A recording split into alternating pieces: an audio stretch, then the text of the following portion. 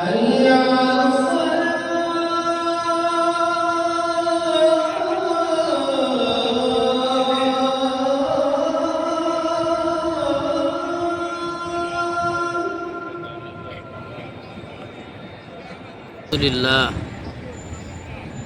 আল্লাহ রাসূলের নিজে হাতে বানানো এই মসজিদ,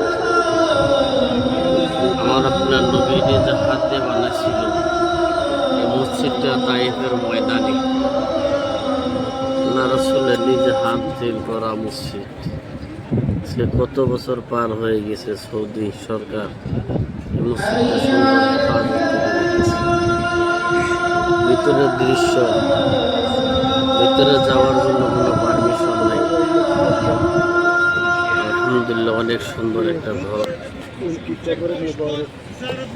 ওই